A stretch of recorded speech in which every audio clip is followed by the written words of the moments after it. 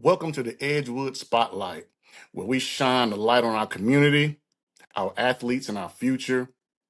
Right here in Edgewood, we're building something bigger than sports. We're building a legacy. So let's get to it. All right, so what was the vision behind Edgewood Community Center? A lot of people ask me that. How did our entity end up getting the school? It was honestly a long process, but it was doable, very doable. The vision behind creating this entity or being a part of this entity actually was I felt like this community was missing something here in 96. I must admit, I'm not from 96. I'm from North Carolina, but being here in this community on a day to day basis, I was at the time, and back in 2015, I was a volunteer coach over at the middle school with Coach Floyd.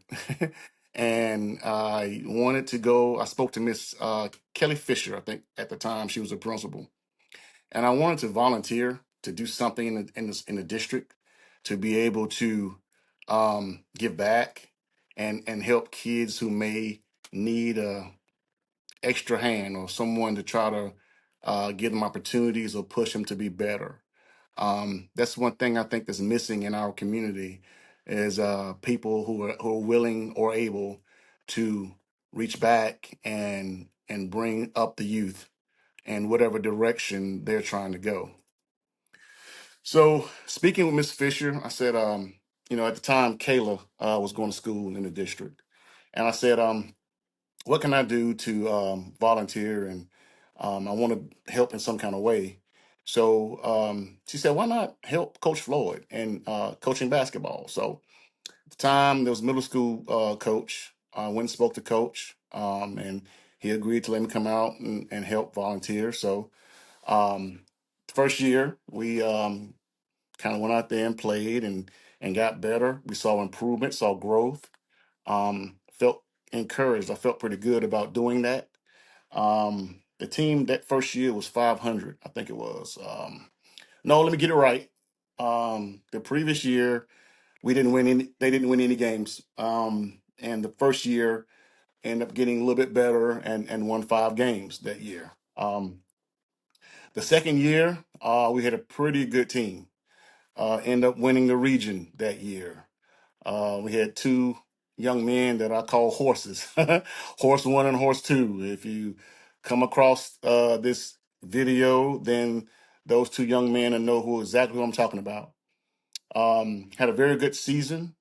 We lost one region game that year down at Jet, believe it or not, of all places. No offense to Jet, but we beat everybody in our region pretty handily, and I think they was probably the last or next to last place team in that region, and they beat us down there. That's been my house of horrors at Jet, but pretty good people down there. But yeah, so ended up helping Coach Floyd. Had a pretty good season. Got acclimated with the community a little bit. Did some volunteer work as far as chaperoning kids when they went on trips at the district. So I wanted to do something else to try to help out at some point. So just wanted to try to do something here in this area. So I actually went to the principals in the district. I want to figure out what is missing in this area that could help be a partnership with the schools. So I went to primary school principal. At the time, wonderful lady. I'm not sure if she's still involved with the district now or not. Um, I know her as Dr. Anderson. Very nice lady, very approachable.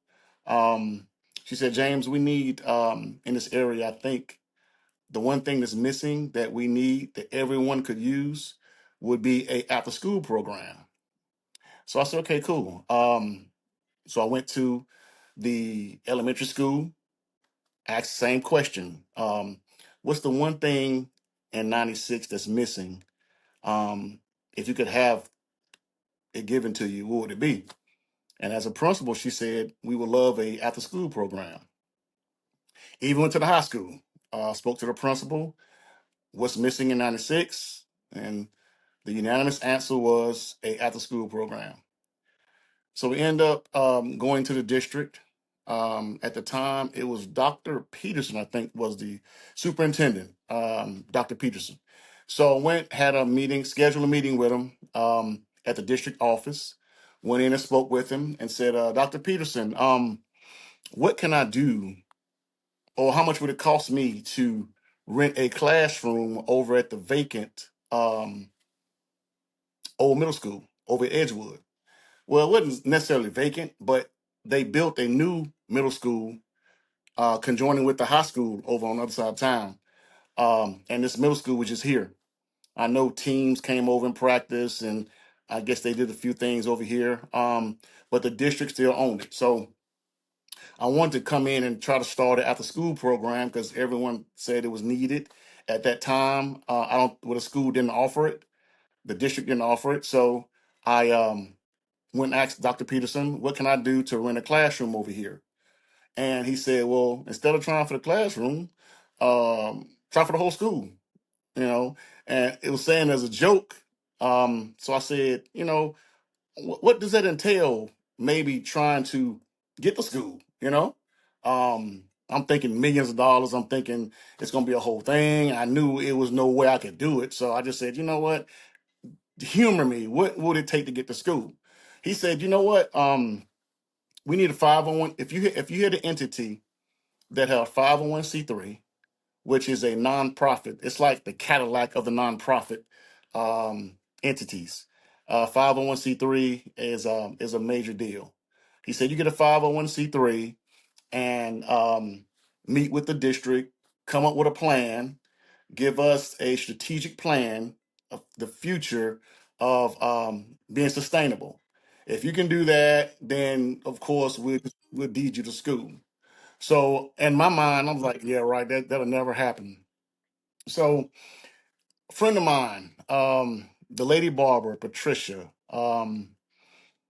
Partlow, she was a real good friend of mine. She was kind of the yin to my yang at that time. Um, she was a very feisty young lady. It's unfortunate to say she's passed away. I miss Trisha, but at that time we kind of developed a little partnership because she's a '96 homer as well. She loved this area, and we decided she had a barbershop down here at the time. So we decided to form a partnership and say, okay, what do we need to do to try to get this 501c3 and make this thing happen? Get the paperwork, go in front of the board, go in front of these people, and then try to make this thing work. So it's about a 2-year process, which started around 2015. So we was able to go to the community leaders, talk to people to figure out, can we all join together? Can we all band together and try to get this entity and make it a community center? Well, what I didn't realize here in '96 is a lot of people are territorial. If you're from here, it's wonderful. If you're not from here, you're not from here. And I learned it the hard way. But I was really determined to try to get this entity up and going. I wanted opportunity, at least try. So I ended up talking to my mentor at the time, which was James Holloway down in Saluda, South Carolina, which he's the director of the nonprofit down there, Riverside Community Development Corporation, and he actually has their entity runs Riverside School. At the time, they were a thriving board. There was a thriving entity. I went down to Riverside back then and volunteered whatever I could do, the food banks, the food drives, the giveaways, going down and just trying to be a part and learn while I'm down there trying to give back to Riverside. So during that time, he was kind of guiding me, schooling me on the entity as far as the 501c3, how it works, the nonprofit sector, how funding works, how grants work, and the whole 9 yards. So while I was down there volunteering, giving back to Riverside and pouring into Saluda, I was also learning. And by the grace of God, by the grace of everybody that was involved, Mr. Holloway, etc., we was able to get a 501c3. once that happened, it was like, oh wow, here it is. Now what can we do? So obtaining the 501c3. And again, for those that don't know, a 501c3 is a designation given to you by the IRS. It designates you to being a nonprofit entity. Nonprofit does not mean free, everything's free, whatever, whatever. A nonprofit means you're not looking to make a profit in whatever you're doing. A break even point or actually being sustainable to run whatever entity you have, to me, is a nonprofit. Okay. So was able to obtain a nonprofit classifications, the 501c3 classifications. So the next step was to try to figure out what I can do to get in front of that district and what would be the things I would have to say to make it viable. So again, Dr. Peterson was there, and again, it was it was a process. Every time, okay, James, you guys get this, then we'll consider it, really consider it.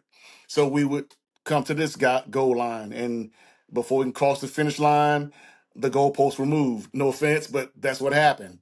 Well, you need to obtain this, and we obtained this. Well, you need to do this. Everything that was placed in front of us at the time, Trisha and I and the group we had together, we did whatever that was asked. So we end up finally getting in front of the board. So I'll never forget the conversation. I'm in front of the board, and they throwing questions at me. So what is your vision? What do you plan on doing? What's the purpose of you trying to get to school? Why should we give you the school? And I just told them exactly what I said to Dr. Peterson. This is something that's needed. I went to all the principals, and this is something that was needed here in '96. And the one question that was asked of me, and it was very eye opening. She said, James, how do you plan on funding the entity that you have? The one thing you have to do is be self sustainable. She said, so what do you plan on doing? So me, I said, not knowing, the key word that she did not want to hear was get a grant. So I'm like, look, we can create programs to maybe raise money to be able to pay for the electricity, the water bill, the gas bill, whatever we need to do. We can create programs, and maybe having programs in the community that can help us be self-sustainable would be something that people would want. A after school program, i.e. a summer program, AE summer camps, creating a band, creating sports opportunities, creating learning centers. All those are things in my mind, like, yeah, we can do it. The facilities there, we can do it. We all came together. There shouldn't be anything we could not do together. But again, not from here. They let you know you're not from here. So was able to get the entity squared away. Oh, back to the question. So the question was asked, how do you plan on being sustainable, self-sustainable? So again, create programs. I'll do this. I'll create this entity. I'll create this program. Maybe create some funding and be able to do it and raise money and just pay for pay for electricity, pay for things that we use while we're there. Not really understanding and knowing the condition of this building and this facility. So by the grace of God, things fell into place. Things lined up perfectly for us. No offense, but what happened was Dr. Peterson resigned, and we had the district had what's the word? I don't want to say substitute, but had a temporary um, superintendent that came in. So my main contact person was Wally Hall over there at that time. Mr. Hall was very instrumental in us getting this facility. But they had an interim superintendent that came in and said, okay, James, I see what you're doing. I see your paperwork. Let's do it. Like, what? I mean, it was just that simple with her. The meetings, the this and that, the goalposts, None of that. She was like, okay, this is good. How do you sustainability? Okay, you got a plan. Okay, it is not based upon grants. Let's do it. And it happened. So again, until I get keys, I don't really believe it still. I'm just like, oh God, please, please, please. So it may have been a 6 month process, but finally we got the keys. Finally we had the meeting where at the district office, the board was there, um, myself and people who was part of the process of trying to get the entity came. The news came again, Index Journal, and we had an interview, and everybody took a picture, and everybody was happy, and it was a glorious day. So it's like wonderful. So here is the thing. Here it got the keys. I mean, got the keys. I was given two bowls full of keys. Have at it. Here you are. Um, get them. Had to figure out which key opened, which lock, which door, which everything. So was able to come over here. Open for the first time. Oh, I'm in. Open the doors. Like, oh, okay. Everything that was left. Old desk, books. I mean, everything. Um, things they wanted. Like the kitchen area, the sinks and all the stuff that they wanted to keep, they kept, and I ripped out. I mean, ripped stuff out the wall, whole 9 yards, and they put all that stuff I think in storage. But everything else, I mean, everything else, and I mean everything else was left. So the first thing we had to do was kind of go through everything and kind of get a feel for, oh, let's clear away to be able to see the condition of what's going on with this entity, the school. So never forget, stuff was everywhere. The first thing we attacked was the gymnasium, as I felt like with a gymnasium, that would be your number one source of funding. That would be the number one thing that would bring people to the facility and give you opportunity to create programs. One thing about this area, and was pretty much all areas, getting access to a gym is very hard. People are very particular about gyms, and now having a gym, I kind of understand why. Um, it's not that people don't want to give you the gym, it's liability. It's things can go wrong. It's things get broke or things happen. And at the end of the day, you're responsible for the building and the entity and the whole 9 yards. At that time, money was very scarce. It was on a budget to where we created programs and it was good enough, thank God, to be able to pay the light bill, pay the water bill, whatever we had going on at the time, internet at that time. It was able to be sustained. We was able to sustain those bills because we was here doing things, after school programs we had at that time. We had summer programs. I love the summer programs. Kind of miss those. So we was offering the programs that I mentioned earlier and was able to be sustainable. And that was the key. So being able to sustain the building. So again, back to the cleaning process. Took all the stuff, got all the stuff out the way, got the gym halfway decent to where we could see the floor, the discoloration of the floor, mopping that thing, scrubbing that thing, stripping, waxing the whole 9 yards. On that tile floor at that time, it was like, oh God, got to get something to be able to bring funding. And this is our number one thing that we have. This is our number one asset, a gym. So was able to get the gym in halfway decent condition.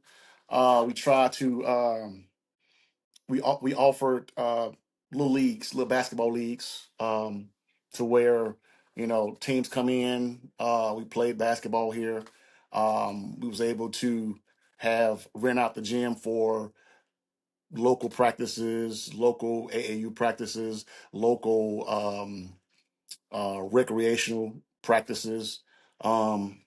Was able to do those things, and while we was doing those things, we was trying to clean up other aspects of the school, the outside classrooms. Again, that was another um, asset for us, and the cafeteria at that time, another asset.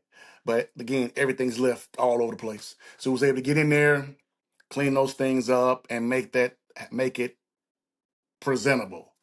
But again, the school was built in 1956, so a lot of things was kind of going on, happening. Leaks in the roof, asbestos all over the place, um, and tile flooring. And tile flooring in the gym was a problem. Uh, days where there's a lot of moisture in the air, that gym gets slick like ice, and I didn't really realize that until people told me after the fact. Coach Floyd, for one, I never forget. He was like, "James, man, we played over there back when this was a school, the middle school, and they had games here to where sometimes they couldn't even finish the game because the condition of the floor. That floor gets real slick, and I learned it the hard way. I would let guys come in and play. Guys call me, "Can we go in and play? Can we get in the gym?" And I would, "Yeah, go ahead." And then, oh, man, we had to shut down, man. We slept, slipping and sliding all over the place. And again, like I said earlier, being liable for stuff. Um, you got to shut stuff down and not let people come in and do stuff because you don't want any injury, somebody getting hurt. And we didn't have the funds at that time to be able to do anything about it. So we always use entities or the assets based on the weather, based on if it's a real need. Because again, we had to be self-sustainable. So was able to do things, was able to rent out the facility for parties, for graduations, and stuff like that. People came over and rented space over here for certain things, and we was able to be sustainable behind that. So worked out pretty good. And again, for us to be going since 2015, well, actually acquiring a building in 2017, and we now in 2026. I think it's been a blessing. I actually don't know how we did it. Don't know how it's been done. But very lucky and very fortunate. Uh, Probably can fairly say this is a bucket list of mine. Growing up in North Carolina, there were days I had a choice. I go to the rec center, Windsor Community Center, or I go hang out and do whatever. So those, thank God for Windsor Community Center. I was able to go and go shoot basketball all day by myself. Can't play basketball, but it was something to do. Go play basketball, go play ping pong, shoot pool, go swimming down at Windsor. Just able to just kind of hang out in an atmosphere where it wasn't trouble. It wasn't anything I can get into at that time. And Lord knows I was trouble. But that saved me. So that was one of the passions I had for trying to do something to give back because actually that saved me. That's a whole nother podcast. But so okay, back to Edgewood. So after a few years of trying to create programs and do things, I my baby at the time was in school, and Kayla, she loved volleyball. So and she didn't make the volleyball team, and it crushed her for whatever reason. She didn't make the team, and it crushed her. And then we ended up homeschooling her. So at that time, homeschool kids could not play for public schools. So we created teams. We created my first team I think I created was a basketball team, actually, because I knew nothing, and I repeat nothing about volleyball. So did basketball, and Kayla played. So we did basketball first. Able to get a few girls. I was able to get girls who may have gotten cut from their school team or girls who actually are homeschooled. Girls who got cut from their school team there are a lot of kids that would love to play, had fun playing. But when you start going into the schools, middle school, definitely high school, the competition level gets much higher. So it turns from, oh, let's have fun. Let's just play basketball. I love playing basketball. It's fun, to more of a competitive thing. So at that time, there are a lot of kids in the area that got cut from their teams. So what we did was we attracted those kids who got cut from those teams. Any local kids in the area that were homeschooled, we got those kids. And I did something different, and maybe I shouldn't say it, and maybe I wasn't supposed to. But it's done and over with now. I actually reached out to the alternative school here in the area. For those that don't know, the alternative school is for kids who, for whatever reason, was thrown out of their regular school, out of the school they're supposed to go to, their home school, well, their regular school. Kid got in trouble, suspended, whatever happened. They created the alternative school for those kids to go to. It was called Genesis at the time. So was able to go over and connect with Genesis. And I don't know if I want to say the principal's name on this because I don't want to get him in trouble if there was something we did wrong. Um, Great guy. Oh man, he was so open to the idea. As I wanted to take at risk kids, being our mission, to provide educational and athletic opportunities for at risk kids, our mission.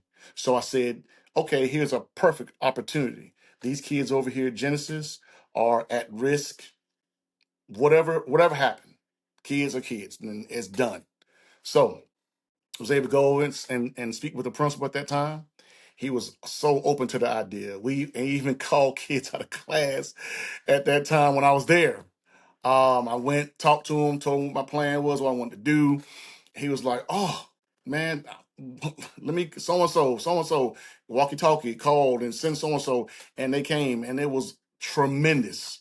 So I got the kids and was able to create the Edgewood Community Center Tigers. Yeah, Edgewood Tigers. Um, so we called it Edgewood CC, Edgewood Community Center Tigers. And I forget, I gotta mention this because I would have been roasted if I did it. When we got the facility, uh,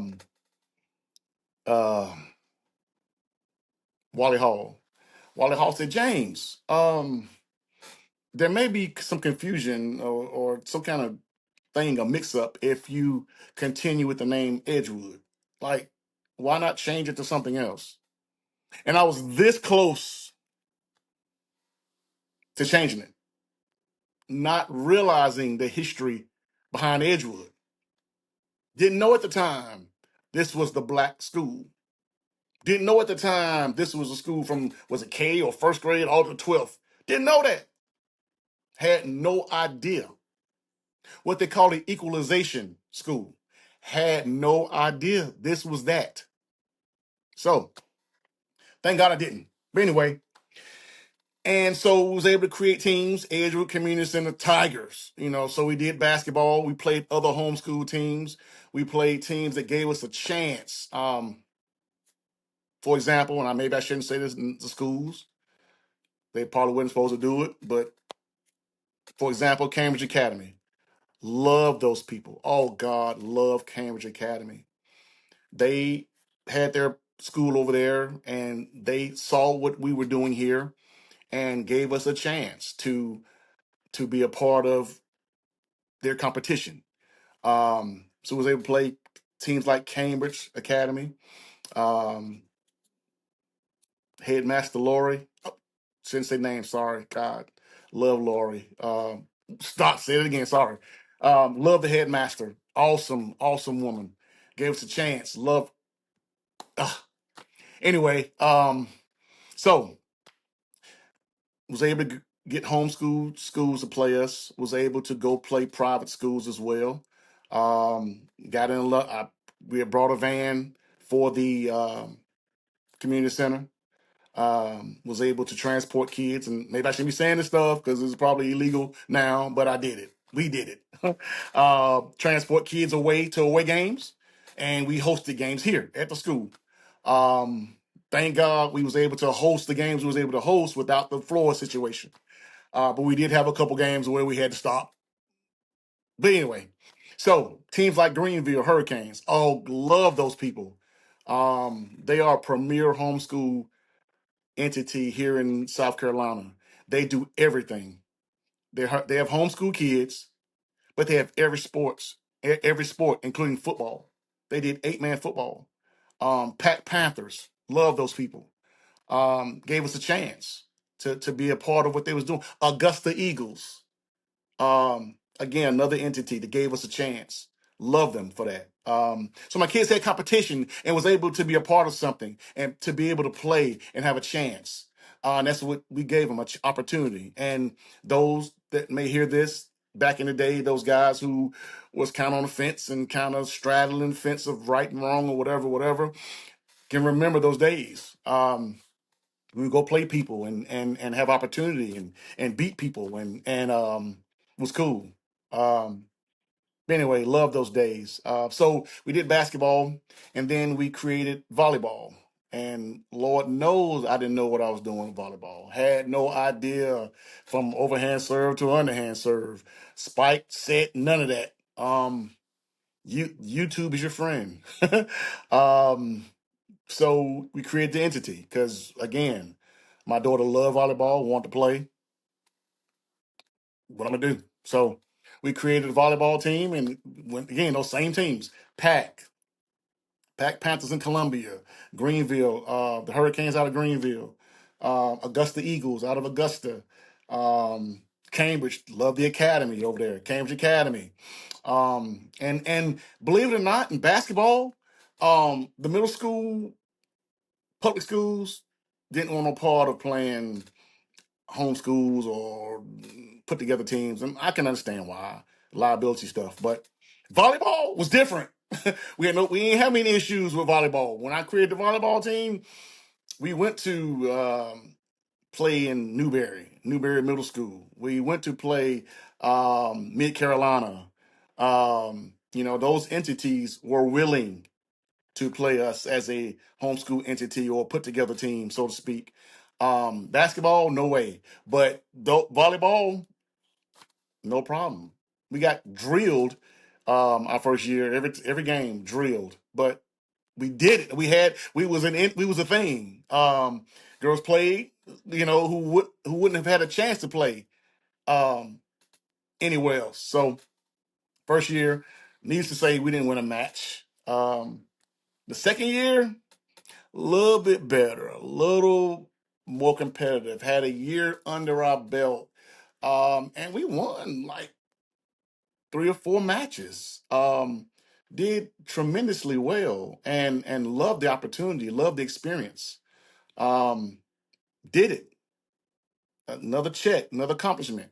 Volleyball was fun. Once I learned it and kind of got into it, I was like, yeah, hey, let's get it. But volleyball's hard, and no, I don't want no part of that. But it was done. So we did the volleyball and the volleyball. Excuse me, we did the basketball and volleyball thing. Then we created. So I said, you know what? People love football. You know, we got all these fields out here. People love football. Let's try to do a flag football league. So yes. Back in the day, we created a flag football. I think I had 6 teams. Was able to get a small grant at that time. The NFL had an NFL flag football grant, I believe, and I applied for it and was able. We received the grant, and I was able to get jerseys and equipment and flags, of course, and all that stuff. We created a flag football league, and again, I loved it. We took the little scoreboard outside, plugged it up inside. We had our scoreboard outside. The same little scoreboard we used for the basketball, the tabletop. Y'all know what I'm talking about. Tabletop. We used that, brought it outside. Have at it. We played flag football, and the kids seem to have loved it. I mean, it was a thing. And again, you guys back in the day who played, you guys remember, and it was fun. It was a great thing. So that was another thing that was done and accomplished here with the flag football league. So then, um, after a few years trying to create programs, and I said, we got to do something. We got to start doing more to, even without grants, because grants, one thing, let me dispel this notion and this right now. Grants are not guaranteed. Say it again. Grants are not guaranteed. Back in the day, every answer was, "Oh, a grant. Oh, a grant. Oh, a grant. We'll get a grant." No, no, bro. As the kids say, bro, no. Um, getting a grant actually to me is getting a grant was a crapshoot. You have to be in position to be able to receive a grant, and even being in position and doing everything that the grantor is looking to give money for. There's so many people applying for those same grants. So needs to say that everybody can't get it. So there have been so many times apply for grants, send it in, apply for grants, send it in, apply for grants, send it in. And sorry to inform you. So again, be sustainable.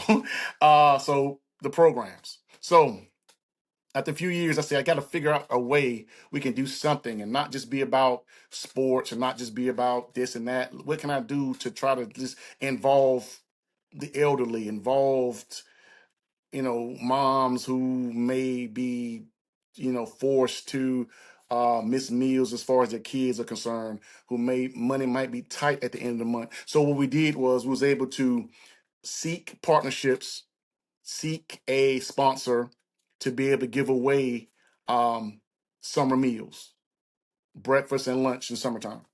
That's something we've been doing ever since 2017.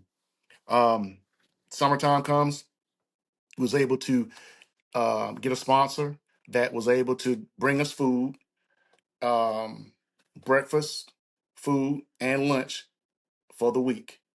At that time, it was called, let me get it right, Congregant, I think. Well, we all come together.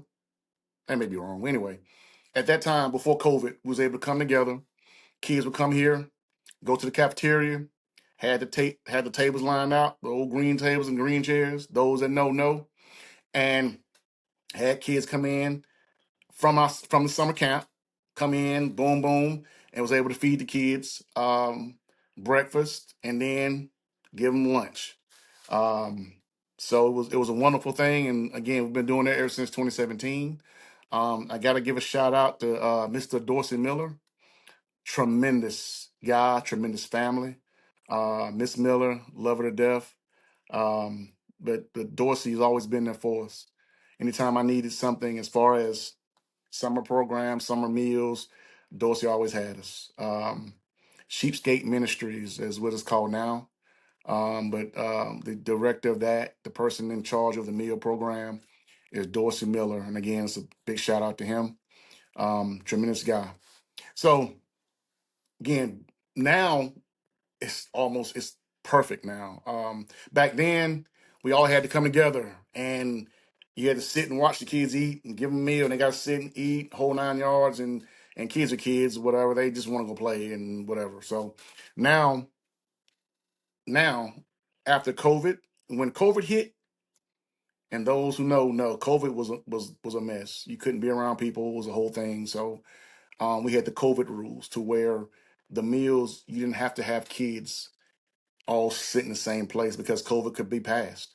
So ever since then, after the COVID situation happened, we was able to have where they come to the center, drive up the parents and say, look, I have 3 kids, I have 5 kids, I have 2 kids, I have 1 kid. And we go out and give them meals for that day, breakfast and then lunch.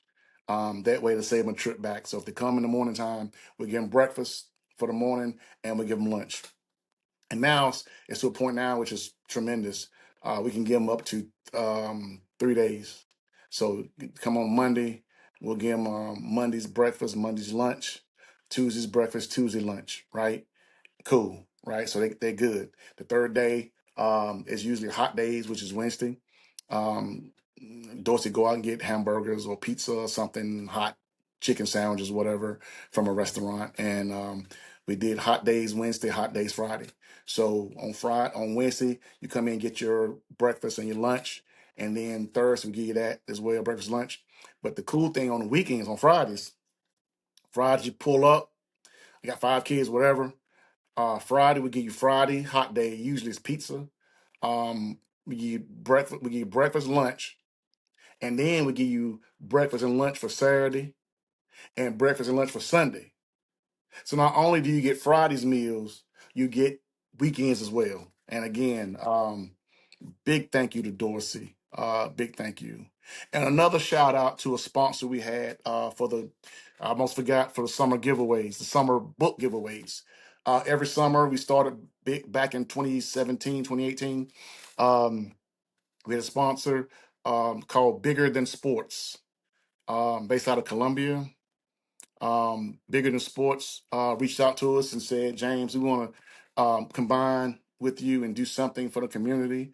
The first few times they actually had shoes. It was book bags, all the stuff to go in it, the paper, pencils, whatever, and they had shoes. So um, they had a company that gave them shoes, and they come up and they gave us what shoes they had. So the first few years of that program, we gave away not only the book bags and pencils and all the stuff they needed, but they also gave the shoes at that time that we had and the sizes. So that was a tremendous thing. And we still doing that even today. Summer book bag giveaways. Um, not the shoes anymore, but just pretty much book bags, paper, pencils, whatever's needed on the list. Usually, the district now or the schools have a list they give out with whatever the child needs. So at this time now, we usually get the list, let our sponsor know, bring it up. We're able to set up in front. People drive up again. How many kids you have? Blah blah blah, and we're able to give them until we run out. So that's been a successful promotion for the last few years. Pretty much now, we came across a lady named Julie. Um, don't say it loud. She didn't say the first names. I think she's very shy. She's an angel. She came over here and said, James, um, see what you've been doing. Don't know how you guys been doing it. Um, I am a grant writer and I want to help. She said, I'm retired. I don't have a dog in this fight, which means like she just trying to figure out she want to do something to help. Um, her and a lady named better not say I don't get nobody feelings hurt or in trouble or whatever. There's two ladies that said, "Look, what can we want to help. We see what you guys are doing, and we see the condition of the building. Because again, those leaks were getting more massive, and the mold was getting more massive, and people breaking in and doing all kinds of stuff. It was a thing. Windows, bust out, whatever, kicking, whatever. So those things being done, she said, there's no guarantee because I already know grants are not guaranteed. She said, but we want to try to help some kind of way. So we want to try to pursue this grant through your nonprofit entity. So whatever works, wonderful.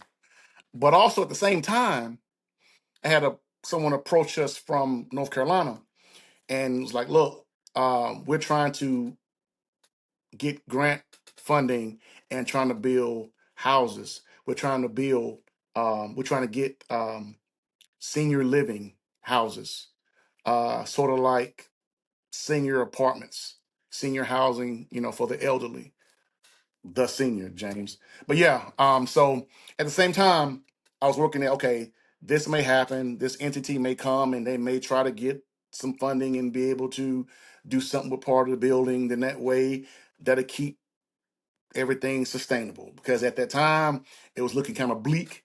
Again, roof is not cheap, floors, so all of the assets we had was kind of becoming liabilities.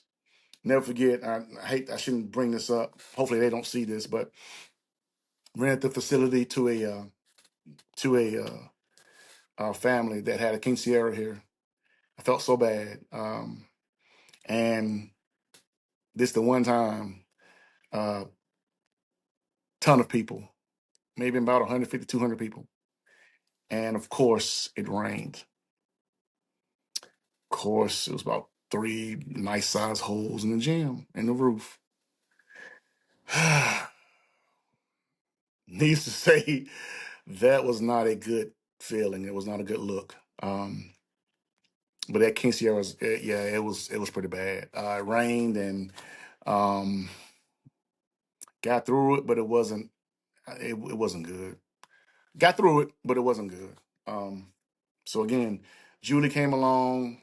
Her names. Two ladies came along. Look, we just want to help guide you through this. Cause I'm the first to admit I don't know a lot of stuff. I don't. I mean, like, I have a lane. That's my lane. Anything above that is not that ain't my lane. Trying to maintain and run this entity, eh, on a certain level. Okay, I can do this. I can do this because this is kind of my lane. Big grants, all that stuff, like where to apply, how to apply, this, and that. Uh, that again, not my lane. Them two came in, and again, it's an entity out of North Carolina. It was kind of okay, praying like which one's gonna work. Please something, because it's getting worse, and it can't. No matter what you want to do, at some point it's a can't because things won't allow you to do it. So all of the local help I was trying to get, local thing, people was telling me, "Yo, James, just close it down," or I had people tell me, "Yo, James, just let it implode from within, and then just have it knocked down. That's probably the best thing to do." I had the people telling me, "Look, just it's on its last legs anyway.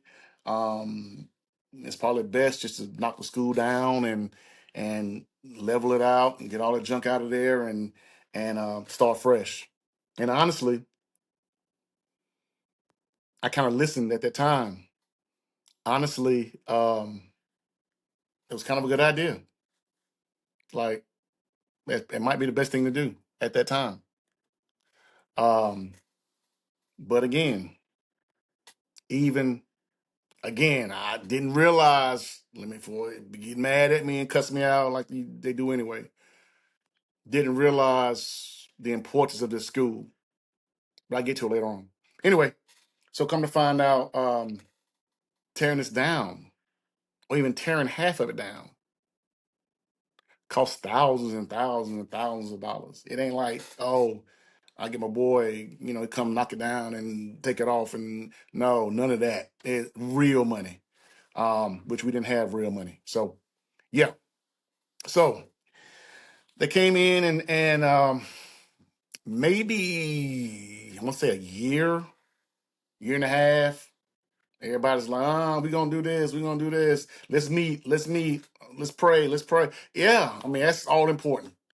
It's kind of like, is this really gonna happen? So never forget the phone calls. I don't know, I was driving somewhere and got a phone call and was like, James, this is so and so from the National Park Service. Oh, if your entity is chosen, can you do XYZ, XYZ, XYZ? Yes, by all means. The grant is for $750,000, whatever. Can you do XYZ, XYZ, XYZ? Can whatever it takes? Um, Again, not my league, not my level, not my lane. Um, we were chosen. Like I was like, hello, yes, you was one of the entities chosen for the grant, but there are stipulations. By the time I didn't care. Like, let's get it. Let's get the roof. Let's get it.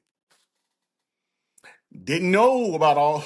It's a thing with grants, boy. It's a thing. Gotta be careful.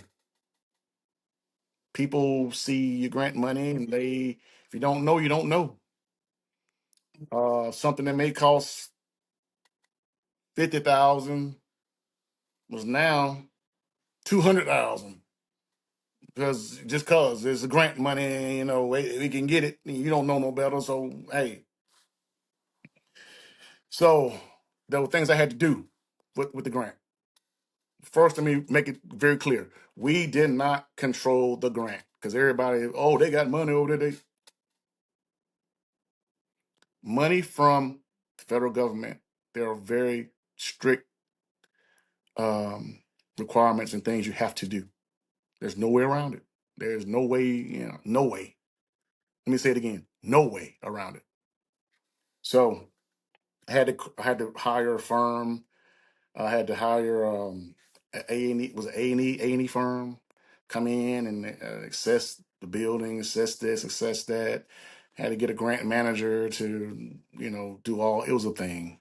Um, Again, my lane. Okay, let's take some money. Let's get the roof fixed. That's the number one entity, the gym. Let's get the roof fixed. Let's get that going. Let's kind of do that.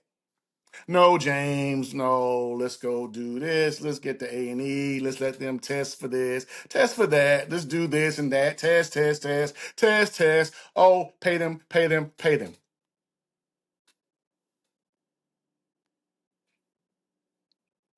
Wait a minute, time out. Roof leaking. Stuff need to be mold growing up the wall. But so it was a thing, but never forget. Had a meeting, one of many meetings. Let me stop because blessed beyond. And it's hard maintaining this grant. It's very hard. So had a meeting and it was discussed with James. Look, I know you want the roof fixed over the gymnasium and cafeteria and outside classrooms. I know you want a new gym floor. I know you want flooring. I know you want paint on the walls. I know you want to encapsulate the mold. I know you want to do all those things, but James, I'm sorry, you just ain't got the money. The roof we estimate gonna be what they tell me. They said the roof by itself is going to be $600,000, and maybe you can apply for another grant and get the floor done, and that'll be all your money. Okay, so with 750 and paying you guys, which wasn't cheap, you're saying all we can do is get the roof fixed. No painting, no floor, no HVAC, just the roof, and that's it. Yeah, that's about right. That's it. Just do that, and you're good. Nah. So one of my quirks, one of my things, some don't. Am I calling them crooks? No. But if it don't make sense, like bro, like 600,000, 600,000 after, and they didn't know that I was getting quotes on this side over here. So when they came to me and said, "Oh, 600,000," I had been quotes over here, getting quotes over here. So no, it wasn't that. No, it wasn't that. So the Aries sent me kind of like, yo, no, that's not, we're not doing that, because we can do this. Now, mind you, I didn't get done what I wanted to get done as far as the quote we got, because one of the quotes we got was about a third of that.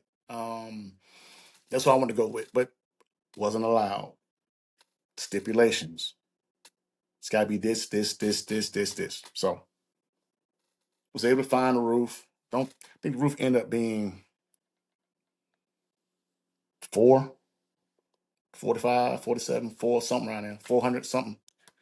But that was the roof. Wonderful. Got the roof done. Thank God. The water, the lake, the the fount, the trinkles, the everything coming in stopped. Tremendous. Still, the paint, the mold. So now with the less money I had to spend on the roof, we was able to get it painted and get that mold remediation out the gym. So again, trying to build up the entity trying to build up the asset to be able to be sustainable. So called all kind of companies and finally found someone to come in, do the mold remediation and the painting, cafeteria, locker rooms, gym, outside classroom. Love it. Got that done, right? So then he was able to say, okay, um, now we have the roof, the rain, the leaks, all that stopped, done. Mold remediation, okay. Gym painted, looks a million times better, done, love it. Then the strangest thing happened. One of the women came to me and said, "Look, um, you in line for a second grant if we apply.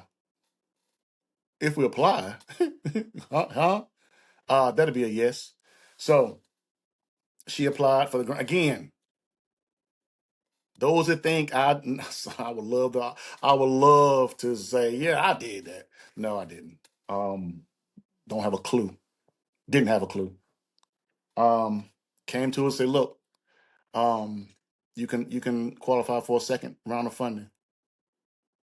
Is that a question? So, um, she applied. We applied. Was chosen again. So we got that roof. Thank God.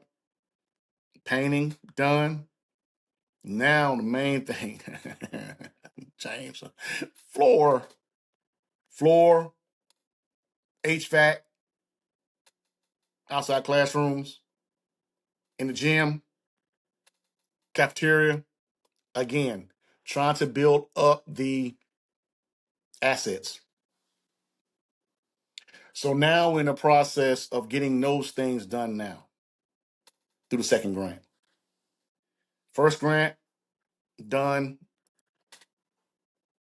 Oh, I almost forgot. Even we had a little bit of money left in the first grant after the roof and the painting and all that. Was able to get a marquee outside. Love that marquee. Marquee outside, and also through the first grant, I want to say we was able to, and I think this was the bigger deal out of it all, for the people in this community and people who went to school here. The school was deemed a historical site, so we were named on the federal register and the state register. So I was able to get a state marker put outside and a federal marker and listed as a entity, as a um, state marker, as a historical site. Because this was, again, like I said earlier, this was the black school in this area. The proper word was equalization school. That's what this school was. Edgewood School is an equalization school. So now it's about maintaining. It's about trying to get better. It's about trying to come together and do what we need to do to be sustainable and move this thing into the future. Um, there are a lot of great things coming in the future. A lot of possibilities. But thank God and the two women that chimed in and helped and who was able to make a lot of this possible. We're able to be sustainable. So getting all the things done, getting as far as the building and the electricity and the electrical upgrades and all the things we have to get done. Now we can be more of a community based entity. Let me say this to make it very clear because people have a mis thing about me. People that know me know me. It's not really all about me. It's not. Um, I would love, say it again. I would love for somebody to come and say, look, James, I'm from here. Let me start something that's going to help the community. Let me start a summer camp for low-income kids. Let me start a 24-hour daycare. Let me do something that's not party related, smoking weed related. Uh, Terrence, stop. James, stop. Would love someone. Love. Look, I'm able to do this. I've got the entity which I need. I'm insured, but I want to start something for this community. I would love it. It's not all about me. I have my lane. My lane is trying to create opportunities, and it's kind of the sports realm. It's the kind of the tutoring realm for younger kids. I coach basketball here in Greenwood. Been doing it for years. AAUs, the high schools, the now I've branched off into. I have a men's team, a men's semi-pro team. Um, Starting a women's team this year. So sports is kind of my thing, right? Would love someone to say, look, let me start a thing where we can get the community involved and create community gardens. Let's create a thing where we can create entrepreneurship here in the community. Would love someone to come and say, look, let me come in and spearhead that. Opportunities here, space is here. Would love someone to say, look, I know how to play instruments. Let me teach kids how to play. Praise dancing, cheerleading, dancing in general. Would love someone to say, look, I'm insured, I'm this, I'm that. I want to start an entity, I want to do this to help this, and can we no problem. So again, someone comes, want to do something for the community, want to do something to make this community better. Maybe create a community neighborhood something like they have the Mill Village. Why not have the Terra Villa community something? Why not have something in this area to where you can create an entity and do something to build up a community? Maybe build a playground on this side of town. Maybe do something that we can help make this side of town more attractive, more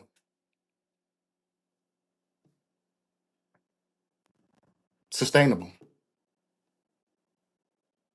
So I would love have a conversation. Had a young lady come to me after blasting it. Stop. Had a young lady come to me, say, look, I'm not gonna say any names, but somebody came to me and said, I want to start something for teenage girls who may be molested or may be going through something or may like a big sister program thing. I said, oh God, would love it. When do you want to start? So anyone community focused want to do something that's going to benefit the community, that's going to help these kids, help these young adults, help the seniors, help if I can be a part of something to help.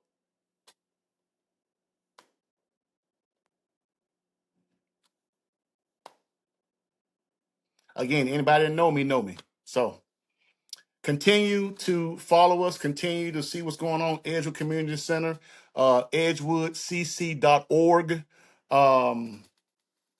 Facebook page, Edgewood Community Center.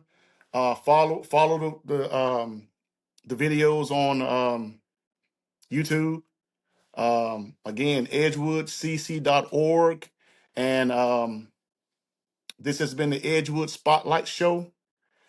Any questions, concerns, email us at Edgewood. Oh, I'm sorry.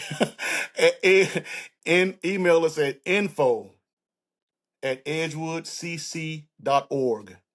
Again, info@edgewoodcc.org. Great to talk to you. Talk to you soon. Again, follow us, social media, Edgewood Community Center. Um, Love to talk, network, make it better. Thanks for watching.